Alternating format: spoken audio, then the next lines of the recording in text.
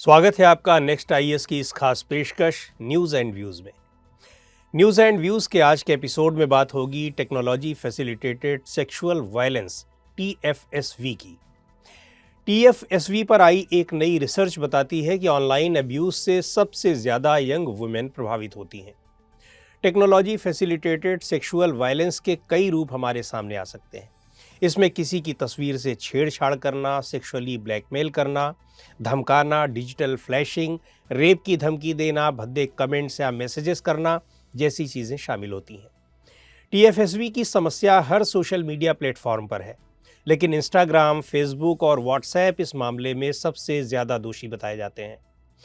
यह ऐसी समस्या के रूप में उभर कर सामने आ रही है जो युवाओं, खासकर कॉलेज स्टूडेंट्स को सबसे ज़्यादा प्रभावित कर रही है। एक प्राइवेट सर्वे में 111 हायर एजुकेशन इंस्टीट्यूट्स के 400 बच्चों से इस बारे में जब पूछा गया तो टीएफएसवी की विक्टिम्स में 60% महिलाएं थीं, जबकि पुरुष सिर्फ 8% थे। दरअसल किसी के साथ ऑनलाइन सेक्सुअल अब्यूज़ उसके नाम और प्रोफाइल से जुड़ जाता है, जो इंटरनेट पर बहुत लंबे समय या कह सकते हैं कि हमेशा के लिए पड़ा रहता है। इससे जो विक्टिम्स होते हैं उन्हें depression, post traumatic stress disorder, anxiety और सुसाइडल थॉट्स आते हैं। इसके अलावा एकेडमिक और करियर के नज़रिए से भी इनका दुष्प्रभाव बहुत ज़्यादा पड़ता है।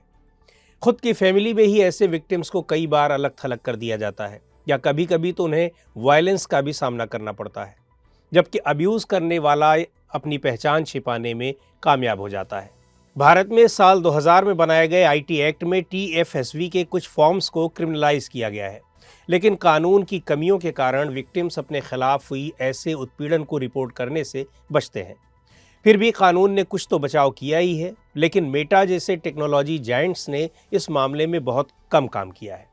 पूरी दुनिया में फेसबुक के सबसे ज़्यादा यूज़र भारत में हैं, लेकिन इसके बावजूद कंपनी ने इंडियन कॉन्टेक्स्ट के हिसाब से अपने प्लेटफॉर्म को नहीं ढाला है। उदाहरण के लिए मेटा की safety moderation algorithms American English में ट्रेंड है। ऐसे में भारत में दी जाने वाली गालियों को वो पकड़ नहीं पाती। इस मामले में तीसरा थ्रेट आर्टिफिशियल इंटेलिजेंस से आता है, जो बार बार डिस्क्रिमिनेट करता है। हायर एजुकेशन इंस्टीट्यूशंस भी कई बार ऐसे मामलों पर एक तरह से असमंजस में रहते हैं। इन शिकायतों के लिए एक मैकेनिज्म तो है, लेकिन इसका कोई उपयोग होता नहीं दिखता है। ज़रूरत इस बात की है कि इन संस्थानों में एक इंटरनल कंप्लेंट्स कमिटीज़ होनी चाहिए जो इन सब मामलों को देखें, लेकिन ज़्यादातर इंस्टीट्यूशंस में ये सब नदारद रहती हैं।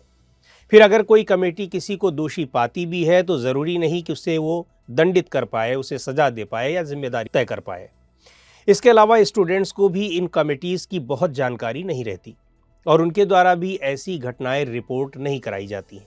जैसे 44% को ये भी पता नहीं है कि ऐसी घटनाओं की ऑनलाइन रिपोर्टिंग भी की जा सकती है, जबकि टेक्नोलॉजी फैसिलिटेटेड सेक्सुअल वायलेंस की ये घटनाएं सरकार की ओर से इमीडिएट अटेंशन की मांग करती हैं। ऐसा सरकार अपने प्रपोज्ड डिजिटल इंडिया एक्ट से रेगुलेशन को और सख्त बनाकर कर सकती है। टीएफएसवी के सर्वाइवर्स का कहना है कि अगर जेंडर को एक किनारे रख दिया जाए तो दूसरे फैक्टर्स मसलन caste, religion, sexual orientation, class और रीजन ने उनकी ऑनलाइन वल्नरेबिलिटी को बढ़ाया है। ऐसे मामलों को हैंडल करने के लिए स्टूडेंट्स को उनके स्कूल द्वारा एनोनिमस हेल्पलाइंस और रिपोर्टिंग ऑप्शंस, ट्रेंड काउंसलर्स से मेंटल हेल्थ सर्विसेज प्रोवाइड कराने की व्यवस्था। इसके अलावा नियमित वर्कशॉप्स और डिस्कशंस उनके रिस्पांस एफर्ट्स को और बेहतर करेंगे। इसके बारे में लोगों को अवेयर करना भी बहुत ज़रूरी है और इसके लिए ज़रूरी ये भी है कि इन मसलों पर खुलकर चर्चा हो। ऐसा माहौल बनाया जाए जिसमें विक्टिम को किसी भी तरह की शेमिंग या ब्लेमिंग का सामना न करना पड़े। महिलाओं के खिलाफ होने वाले साइबर क्राइम में आईटी एक्ट के कुछ स्पेसिफिक प्रोविजंस किए गए हैं।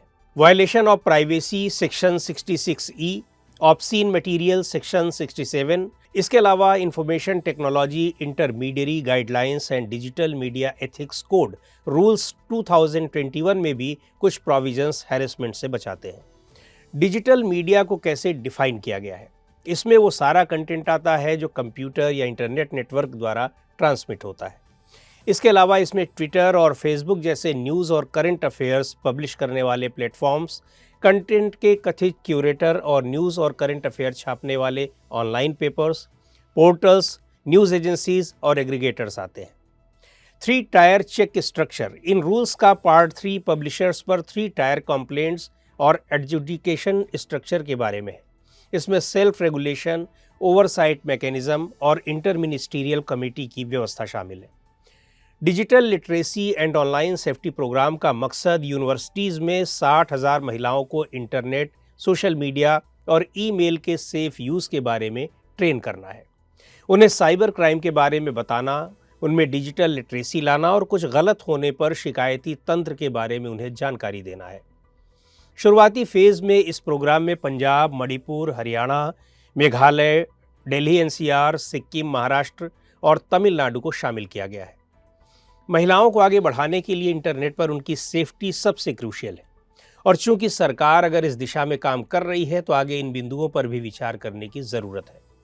जैसे ऐसी टेक्नोलॉजी की ज़रूरत है जो अब्यूजिंग को पकड़ने वाली हो, उसका अर्थ पता लगाने वाली हो। इसके अलावा ज़रूरत इस बात की है कि इंडिविजुअल्स और कम्युनिटीज़ लेवल पर इनका क्या इम्पैक्ट पड़ता है। दोषियों पर दंड लगाने, जेल भेजने की व्यवस्था हो। तो आज के इस एपिसोड में इतना ही। अगले एपिसोड में फिर मिलेंगे एक नए टॉपिक के साथ। आपको ये प्रोग्राम कैसा लगा कमेंट करके हमें ज़रूर बताएं। आप अपने सुझाव भी हमें भेज सकते हैं।